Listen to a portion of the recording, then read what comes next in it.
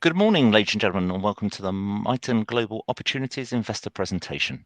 Throughout this presentation, investors will be in listen-only mode. Questions are encouraged and can be submitted at any time using the Q&A tab situated on the right-hand corner of your screen. Just please simply type in your questions and press send. The company may not be in a position to answer every question it receives during this meeting. However, the company will review all questions and publish responses where it's appropriate to do so. These will be available via your Investor Meet Company dashboard, and we'll notify you by email when they're ready for your review. I'd also like to remind you that this presentation is being recorded.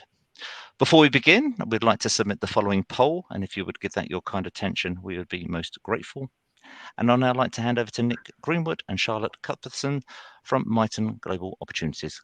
Good morning. Good morning. Thank you all for joining us today. We are going to be presenting for around half an hour, 40 minutes, with hopefully around 20 minutes for questions at the end. And please do submit them. We would be really happy to answer any queries that you have. The format of the presentation is that obviously some of you will know the trust reasonably well. Some of you may be very new to it. So what we'll do is we'll do an overview at the beginning, kind of our investment process, what we're looking for, what the trust is trying to achieve, and the state of the investment trust market. And then at the end, we'll move on to some of the opportunities that we're seeing currently in the sector. So without further ado, we will start. Just the risk warnings. And this is the team. Nick has been manager of the trust since launch in 2004, and I joined him around 4 years ago. And together we run the MITON Global Opportunities. The overview of the trust, what we're looking for is to find value in the trust world. So we're looking to find opportunities where trusts are trading at a significant discount to their intrinsic value. So that's the value of their underlying portfolio. As we can invest sort of anywhere in the world, as long as that's in a closed-ended structure, we have an enormously diversified portfolio. We have global exposure, everything from Vietnam to the UK to Berlin. And we can also invest in lots of different asset classes. And Nick will talk about this a bit more later and why that's such a great opportunity for us. And also it's very different. The trust, there's not a lot of other investors doing what we're doing in the market. So it does give investors just something very, very different to put in their portfolio.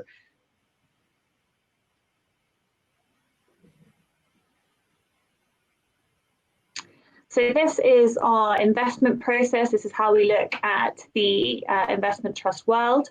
So we ask ourselves a series of questions when we're looking at each of the opportunities, and they have to pass all of these questions in order to get into our shortlist and into the portfolio. So if we start at the top, we're looking for trusts that are trading on a discount. And you can see on the left-hand side the kinds of things that would fall out of the process at each point. So large trusts such as Monks, such as F&C, you're unlikely to see these in our portfolio just because they're very well researched, they're very well known, they're very popular. There doesn't tend to be that much sort of value opportunity in the larger end of the trust world. So what we're doing is we're looking at the smaller trusts. So sort of 500 million market cap and below. That tends to be more of our hunting ground, although we do have some trusts that are much larger than this. We have to like the asset class, and this is really, really important, and we'll see in the next slide why this is so important. But what we're looking for is each of our opportunities to be firing on 2 cylinders. We want a rising net asset value and a narrowing discount. So it's not sufficient just to buy a trust that has a large discount, because we want that double whammy. When you have a rising NAV and a narrowing discount, that can create an incredibly powerful combination for returns. So fixed income trusts, some of these are on large discounts at the moment, but as we are a bit nervous of that sector, that we haven't featured them in our portfolio. We have to have confidence in the NAV. Myself and Nick spend sort of day in, day out looking at each of these trusts, really lifting the lid and seeing, looking at these underlying investments. How are they being valued, what is the prospect for them? And this is increasingly important as the investment trust world moves to being a home for alternatives. And again, Nick will talk more about this later. Myself and Nick have been through a few market cycles over the years, and as a result, we sort of describe ourselves as being pretty allergic to leverage. So we don't mind trusts using a bit of gearing to enhance returns, but anything that has sort of structural leverage. So these would be ZDP shares, as you can see on the side. We just find that too risky. It's a bit, it's a bit like when you have an enormous mortgage on your house. If you've got a lot of debt and on your house, and the price falls or the value of that falls, you can get into a lot of trouble. And that's the same with investment trusts. And finally, there has to be a catalyst. We're not just looking for discount opportunities in the hope that something will change. We have to have identified the catalyst, a reason why that discount will narrow.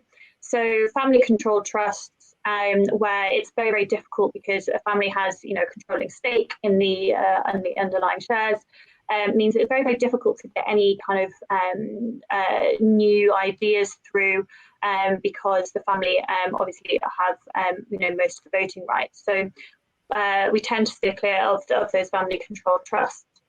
And finally, we end up with this shortlist. And just to put it in really simple terms, we're looking to buy sort of a pound of underlying assets for as little as 70p. Moving on to the next slide. Apologies, it takes a rather long time to move slides over. But moving on to the next slide, this goes back to why it's so important that we have to like the underlying portfolio, and we have to like the asset class, because this is what we're looking for. This is our bread and butter, and this is what makes up the vast majority of the portfolio. So as you can see, this is just a graph example of it's just illustrative. It's not an actual trust, but it just highlights the returns that you can get with this strategy. So if you just invested in an open-ended fund trading at 100, or invested in a trust that was trading at par at 100, and the underlying portfolio went up 43%, that's brilliant. But what we're looking for is that underlying portfolio being worth 100, but being able to buy it at 70p, and then that discount, which is the space in between, narrowing to be trading around par. And as you can see, in this example, the return from the share price is quite extraordinary. Moving on, one of the other ways that we extract the value out of some of our opportunities is the end of the trust itself. So this is a trust that goes into wind up. It could be a takeover. And what happens here is that usually when this happens, the investors get back the net asset value rather than the share price. And so just to give you, a real life example, something in our portfolio that we imagine will look a lot like the graph on the left is something called Real Estate Investors. This is a Midlands property specialist, and they've performed very well over the years at net asset value level, but they've had an overhang in the market where one shareholder has been a forced seller and had a lot of the underlying shareholding. This meant that the share price really struggled to gain any traction because there was always a seller in the market. What we see going forward, and what the manager has highlighted, is this portfolio is either up for sale or they're up to doing a merger. And if it's up for sale, which we anticipate is the most likely scenario for this, then the underlying portfolio will be sold at around NAV, and shareholders will get back the NAV price rather than the shareholding. Just moving on. This is just the regulatory performance slide.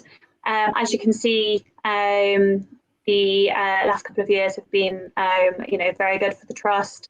What we would say is that in years like 2019, where markets are very narrow and only looking at sort of large cap tech growth stocks, we do tend to feel quite pedestrian. But when we come to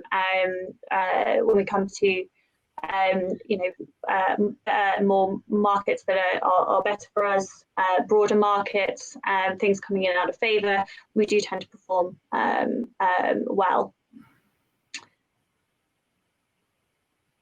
What's probably more interesting in a sort of portfolio construction scenario, and why people like holding MIGO in their portfolio, is that it's such a diversifier.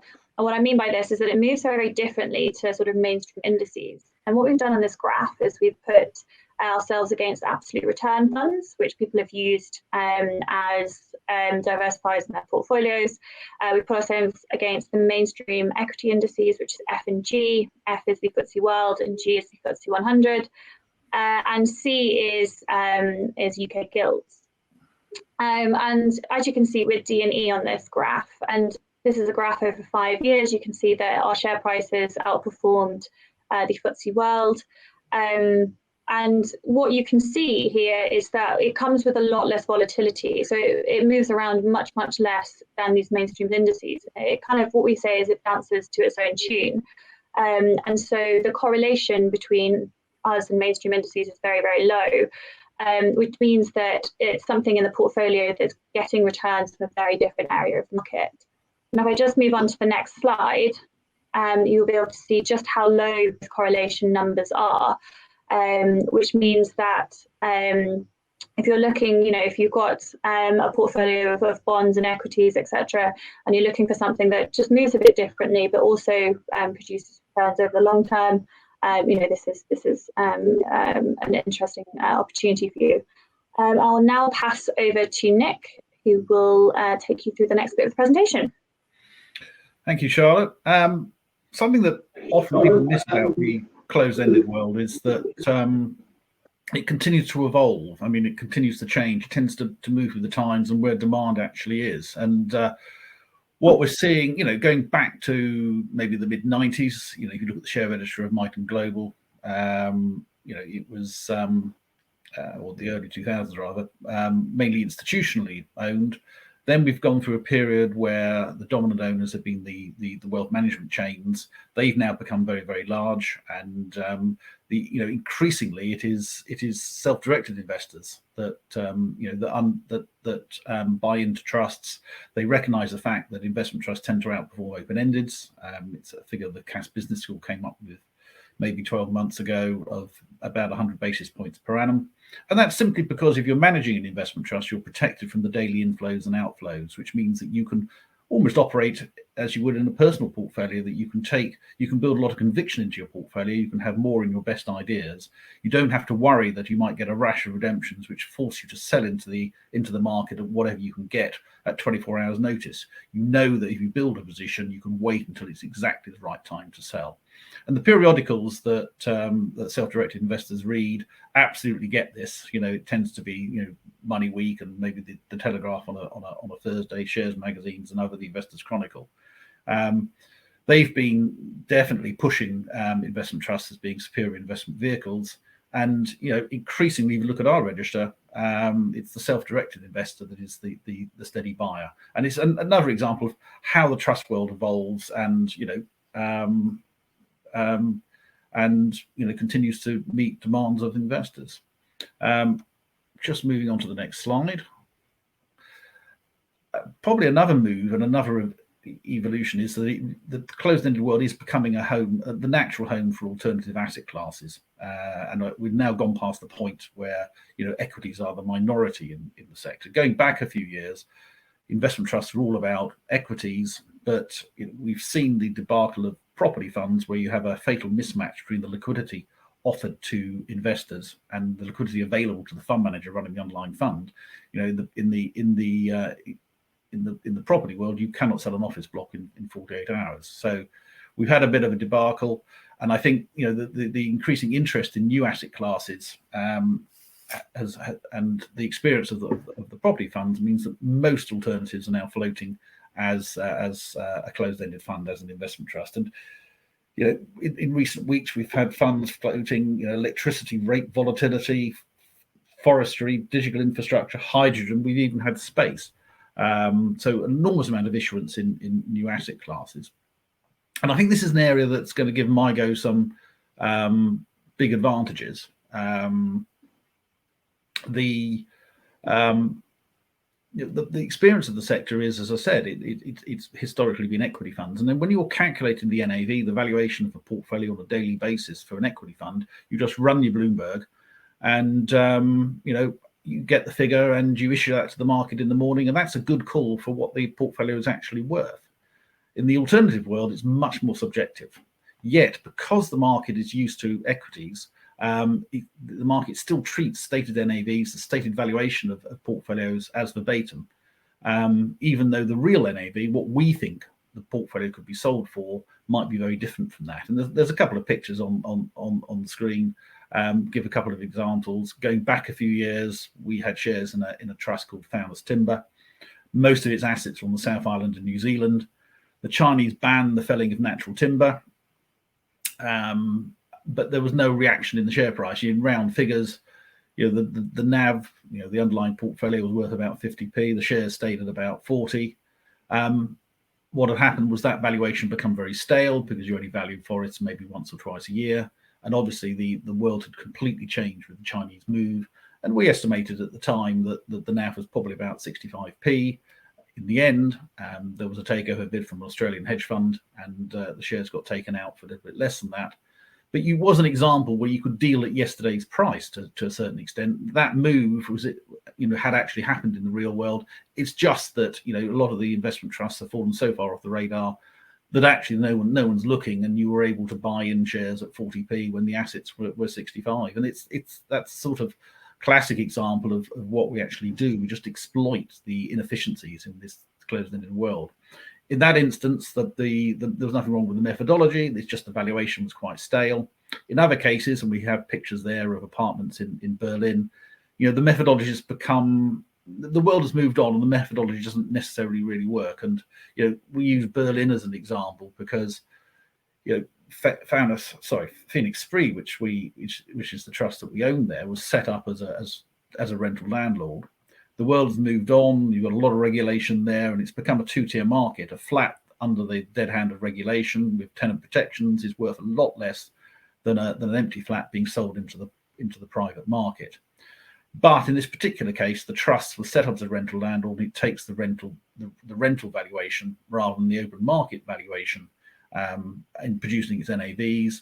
And therefore, whilst the shares may trade at a 15 or 16% discount, we think that what you could actually sell these portfolios for, as the flats are split up and sold into the private market, the true NAV, the level of the discount is much wider than the market thinks. And again, it's not rocket science. It's all in the public domain.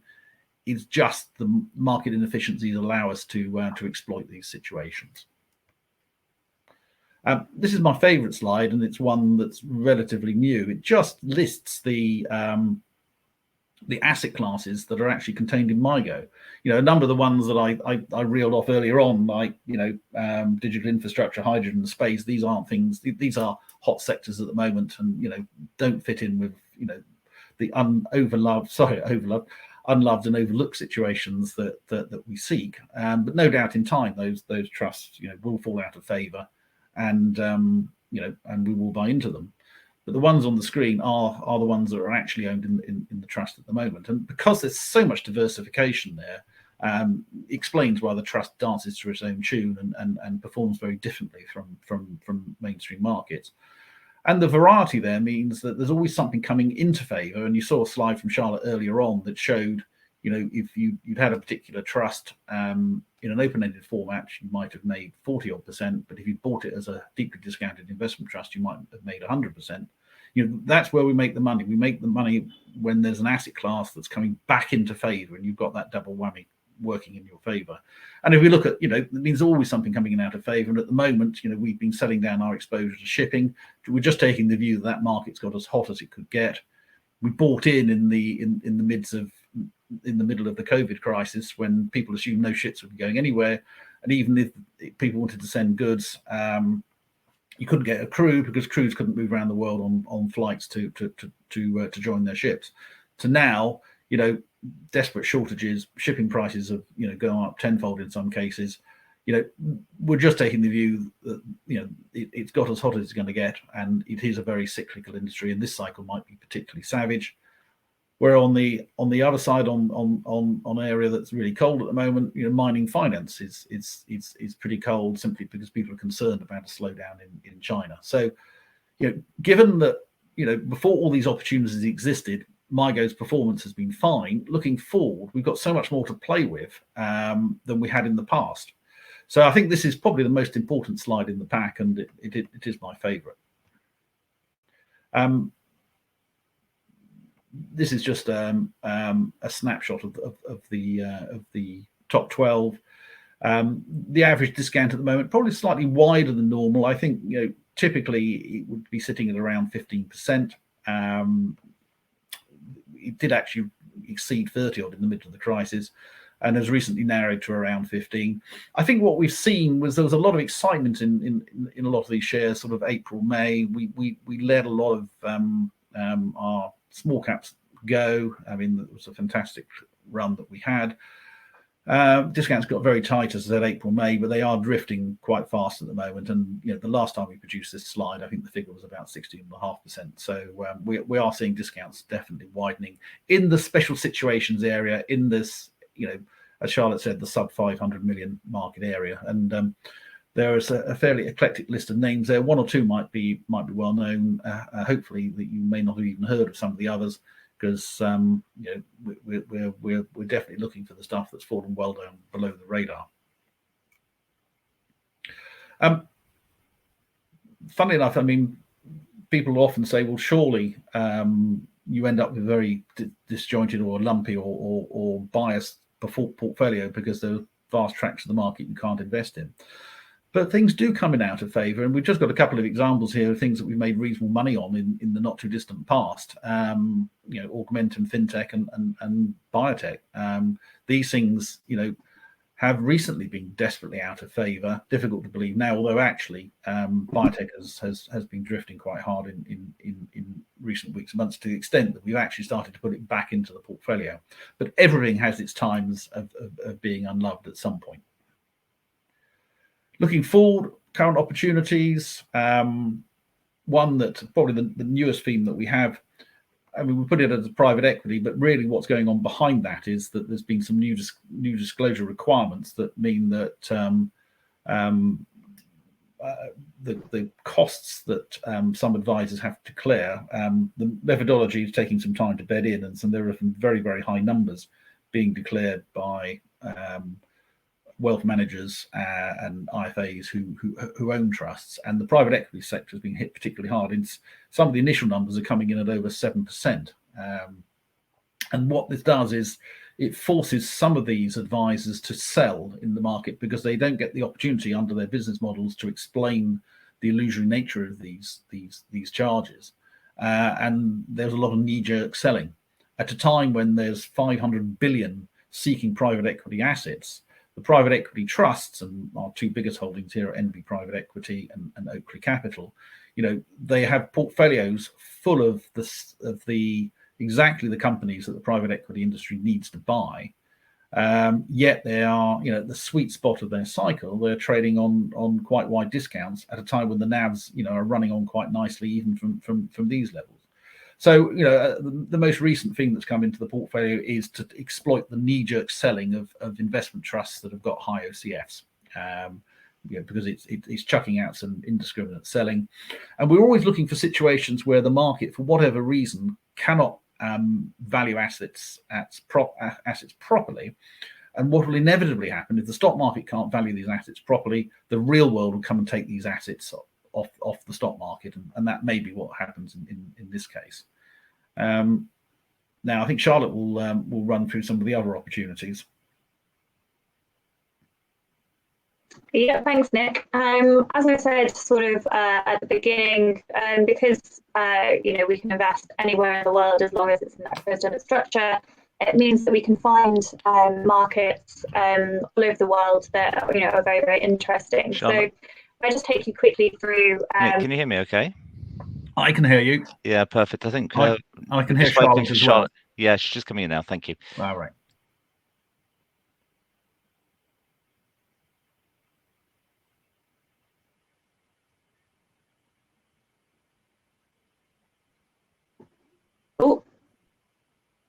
Sorry, not sure if you heard there were some technical issues, so I'll start from the beginning. Apologies if you're already for repeating myself, but as I said at the beginning, we can invest anywhere in the world as long as it's in a closed-end structure. So it means that we can look all over the globe for really interesting opportunities and markets that should be performing well. So I'll just take you quickly through sort of three of our favourite places to invest in at the moment. First of all, India is going through a very interesting period. What we've seen in India is more of a focus on the stock market rather Charlotte, than... I might just interrupt because we're not picking your audio up fully. Nick, can I just maybe just hand back to you just for a few seconds while I correspond with Charlotte? Thank you, sir. I'll pick these up. I mean, it's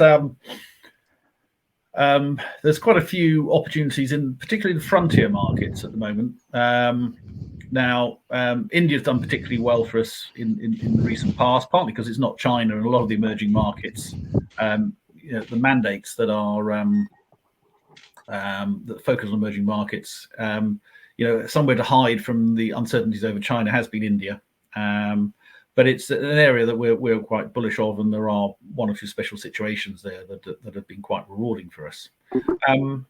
Vietnam and Georgia both come under the frontier market universe, and a lot of frontier market funds have been shut over the last year or two, simply because a number of countries have made the leap from frontier market to emerging market, and what's left in the frontier world is dominated by, I think last time I looked, Iceland, Kazakhstan, obviously Vietnam and Georgia are quite big in there, but it's not really a natural mandate that people want to buy in now, because it's a little bit lumpy with the departure of a number of large markets, and therefore, every time one of these funds is shut, then there's a lot of Vietnam and Georgia capital available and driving down the price.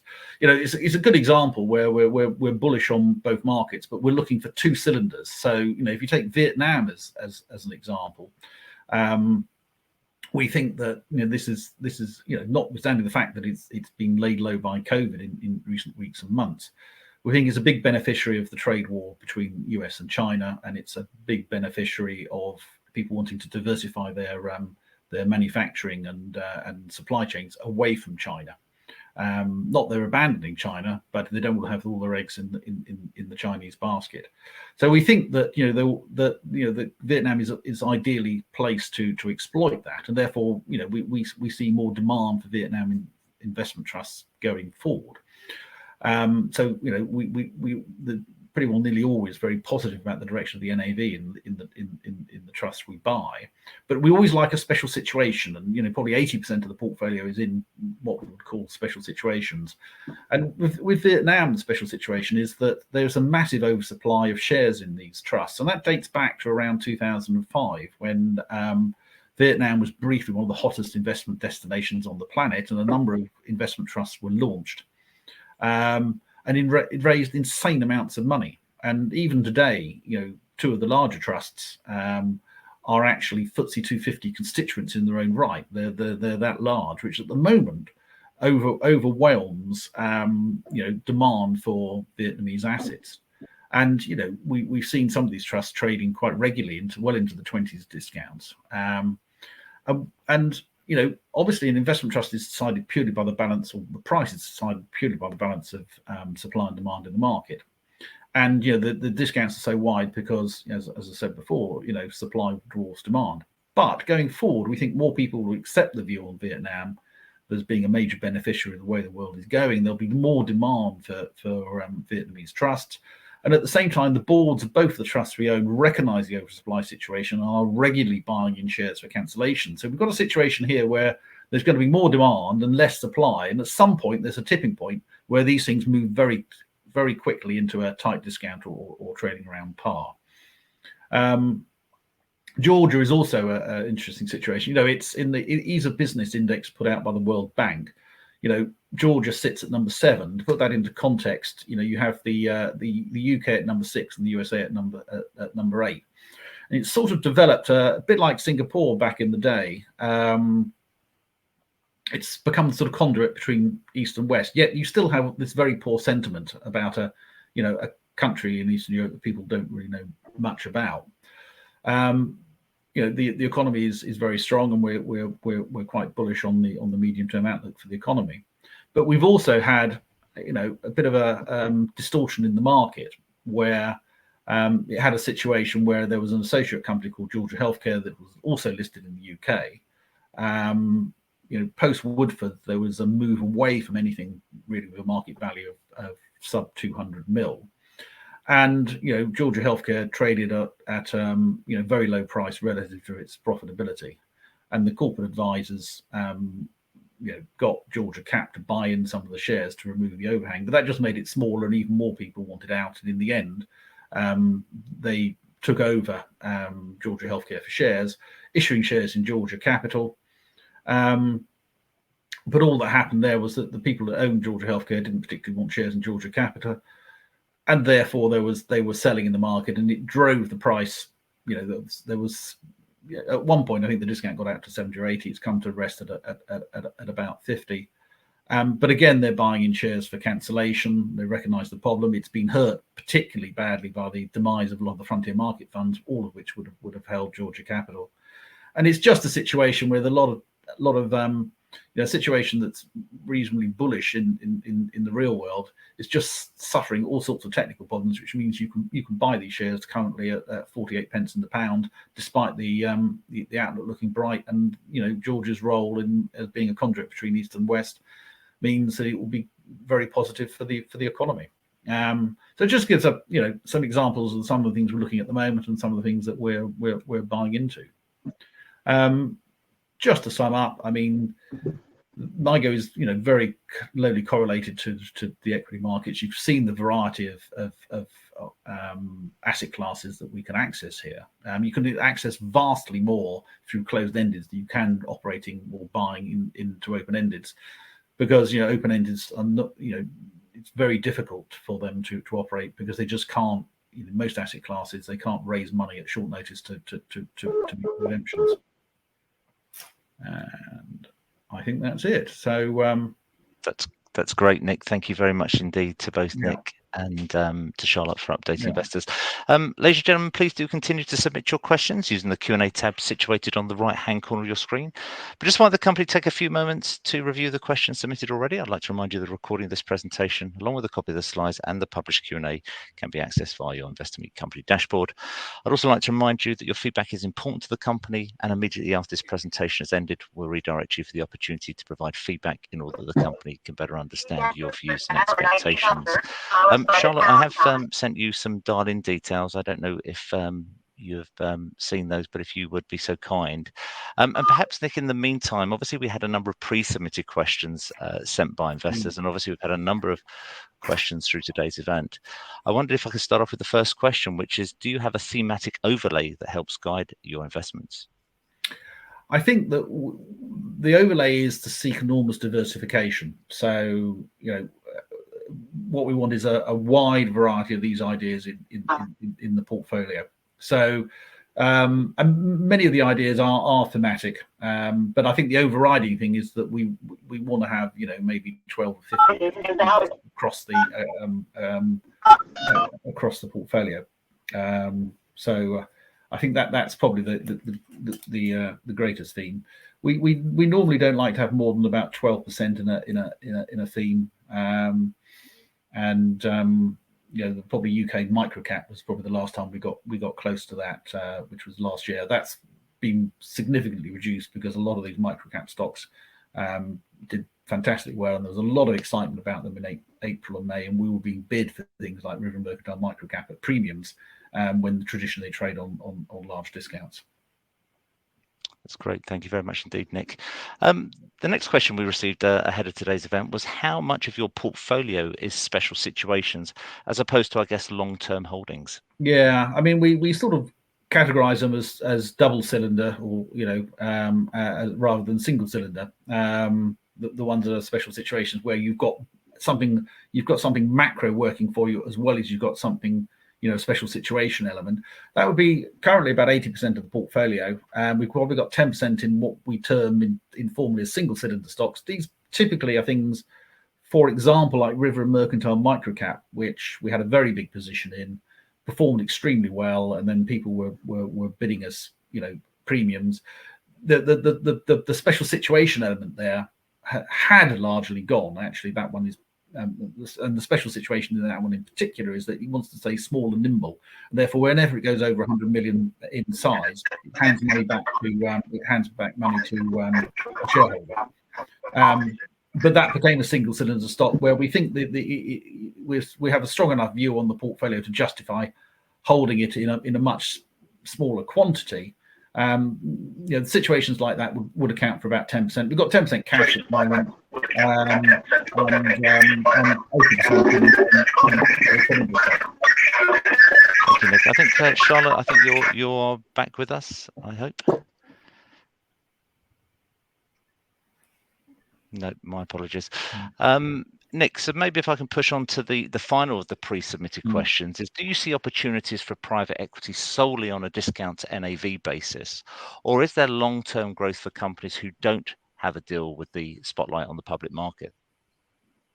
I think that market's becoming much more sophisticated, and it was interesting in looking at Chrysalis Investment Trust, which is one of the things I would count now as probably being a single cylinder stock, and we still have a few shares.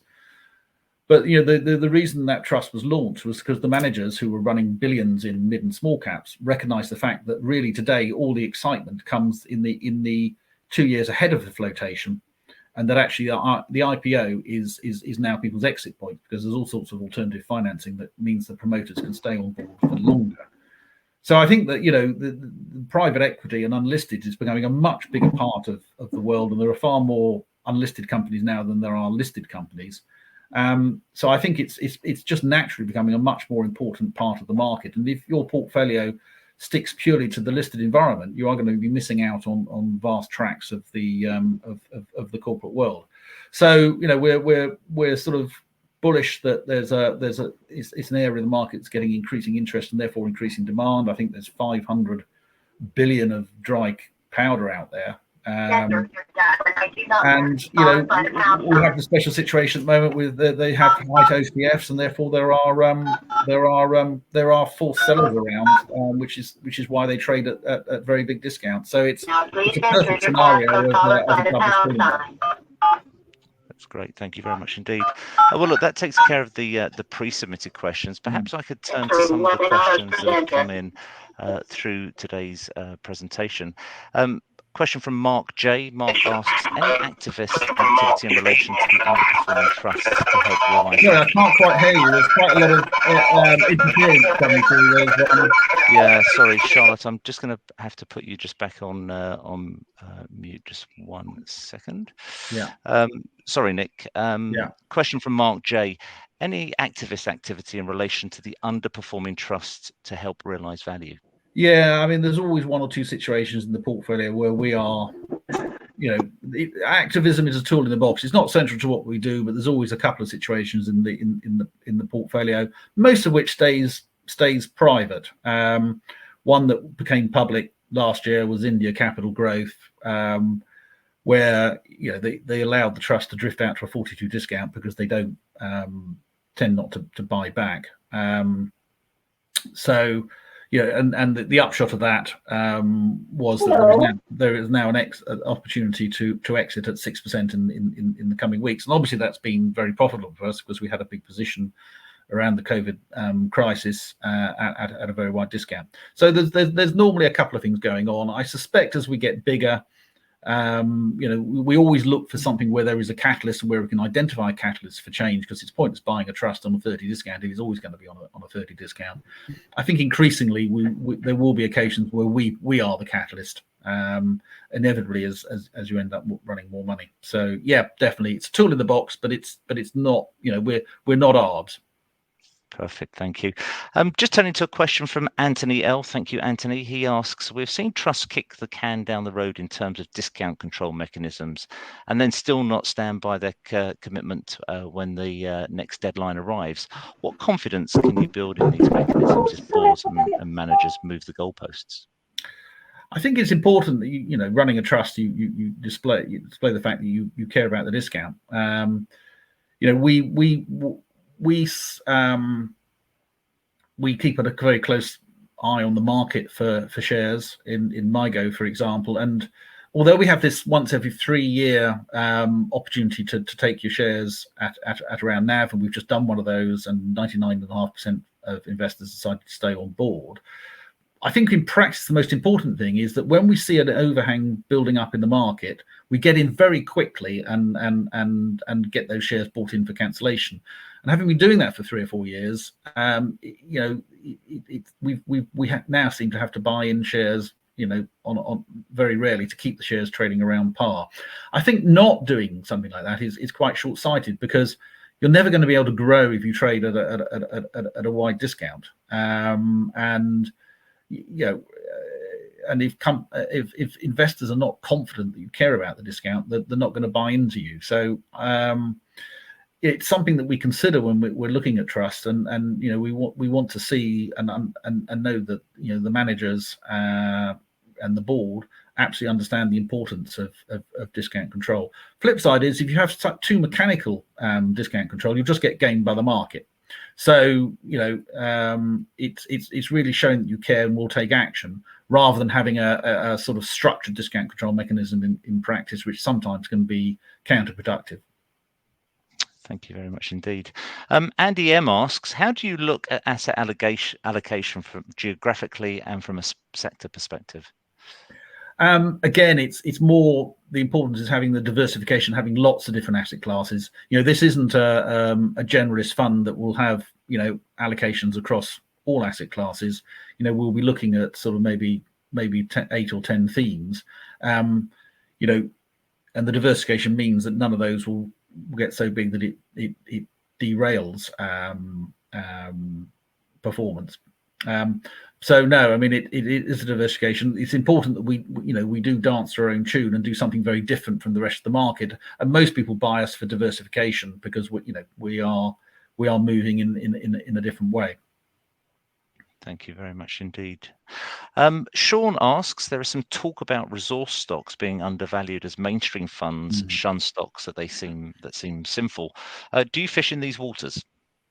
Yes, I mean, we have. I mean, uranium is our a significant exposure, and it's been very profitable for us. And also, we have a thing called Baker Steel, which is one of our largest ones, where the theme there is focusing on metals that will, be important in the electrification of the global economy. So that's things like tungsten, copper, silver, and copper.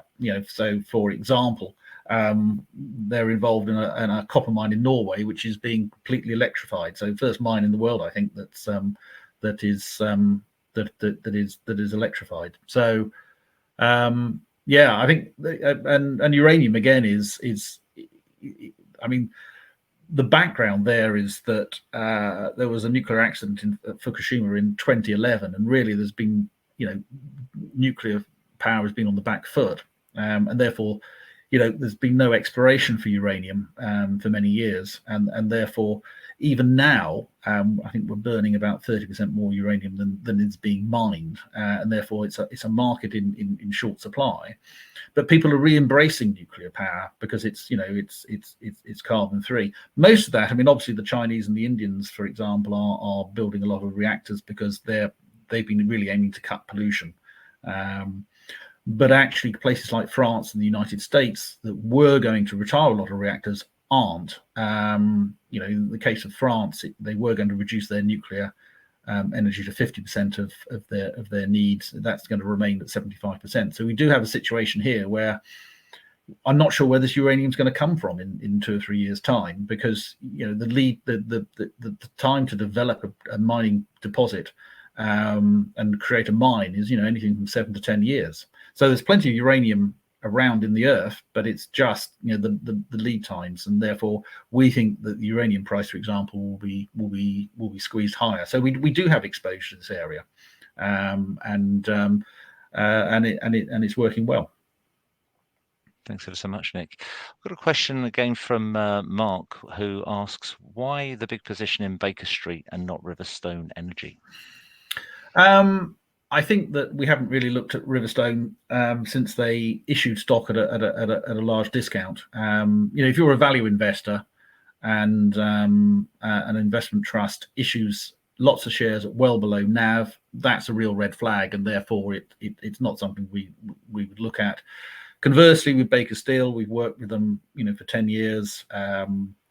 We increasingly we start off with relatively small positions, and we will meet teams a couple of times a year, and Baker Steel is a good example that each time you go back 6 months later, a lot of what they've said has come to pass, and you build confidence, and then slowly the position becomes quite large. The other attraction of Baker Steel is it's a tiny trust, but it controls some enormous positions, and you only need one or two of these to come off, and it would be worth more than the whole of the portfolio. For example, they're involved in developing a tungsten mine in Devon, of all places, which may well be the biggest producer of tungsten outside of China. Yet, that's all, and that is a project called Tungsten West, which has just recently listed on AIM, has been performing very strongly. But hopefully, if they get that up and running and it's producing tungsten in 2 or 3 years' time, that is an enormous project, and therefore, a number of the other areas, a tin mine in Saxony, the copper mine in Norway, a gold mine in Zimbabwe, all have the potential to be enormous, along with some other projects. Concrete and cement in Morocco as well is another one that's getting quite large. Yeah, I mean the upside there is pretty significant. That's great, Nick. Thank you. I guess just turning to the two final questions, I guess. The first one relates to Macau property. What's happening with Macau property? It's on such a big discount. Any comments that you could share there? Yeah, I mean, there's a lot of bad news in the Macau property share price. I mean, the two big challenges, one that's been around for a while, is that they have luxury properties. And the Chinese have been trying to slow the property market down by insisting on very large deposits, and you have to put 60% down or something like that, which has really killed the luxury market. But with a slowdown in China, that may well get relaxed, which would be a game changer for Macau props. The other obvious thing, there's obviously been COVID, so no one's been going to Macau for a while, so obviously they've been caught in the crossfires of that, but also creeping control. The Chinese want to, we've seen it with all sorts of areas that there's been regulatory change, and the Chinese want much more control over the casinos. A lot of the casinos there are controlled by Americans, whether they'll get the new licenses. So there's all sorts of worries, which has led to the shares trading at this enormous discount. I'm intrigued that the shares have been quite strong in the last week or two since Sniper, who are the managers, bought more stock. And they've been surprisingly upbeat the last couple of times we've spoken to them. And obviously the things in wind down, so the discount will disappear. It all depends on what the assets will be sold for. But it's had all sorts of challenges chucked at it. But yeah, I'm just intrigued that the managers were happy to buy in at this level. And all these situations will be resolved in time, but until then, they're stuck sitting on these properties where the market is stagnant. It's not a falling market; there's just nothing happening. So I think the positive thing I'd say about that is that we know all of these problems, and that's why it's trading on a discount. So none of them will be a surprise. So any improvement in the situation could actually trigger a nice run in the shares. That's great, Nick. A comment from Richard F. Thank you, Richard. Congratulations on a fantastic 12 months. Your trust provides an excellent diversifier in clients' portfolios, and delighted it's now getting some recognition, which I guess turns on to the last question, which perhaps one for you, Nick, is that, what has been your best and worst investment over the last 12 months? Well, we talked about Macau props. That's been one. And also another of the weaker ones is life settlements, which was a strange one in COVID, in that it has the life policies on a lot of people with impaired health. But of course, when COVID happened, they all went into isolation and therefore didn't catch colds or didn't walk in front of buses or whatever, and therefore the death rate fell quite sharply, which is counterintuitive in a global pandemic.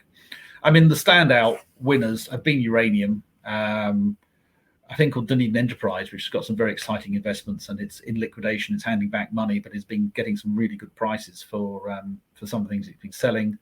And River and Mercantile Microcap, which is a classic example. I mean, what we love is when people will sell us stocks for non-investment reasons. And in that post-Woodford period where people were just bidding microcaps left, right, and centre, we were able to buy a big stake in River Mercantile Microcap at a 34 discount. And the large chain of wealth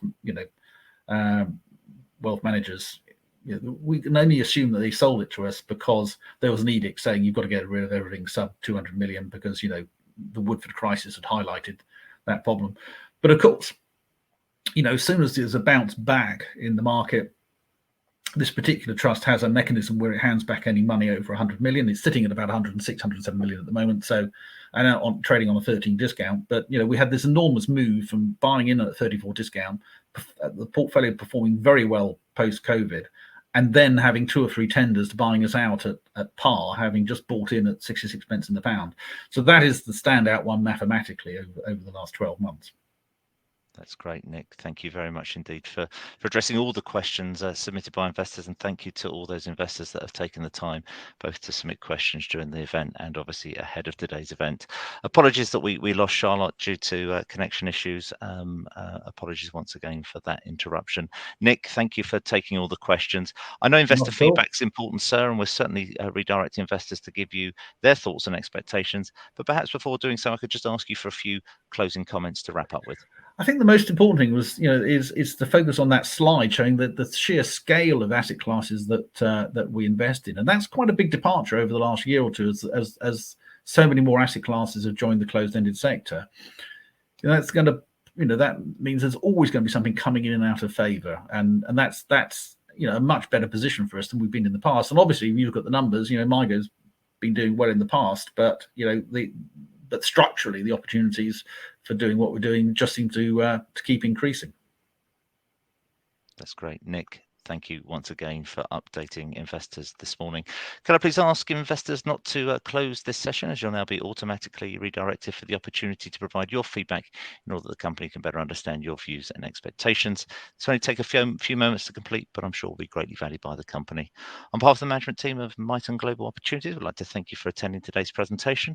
That now concludes today's session, and good afternoon or good morning to you all.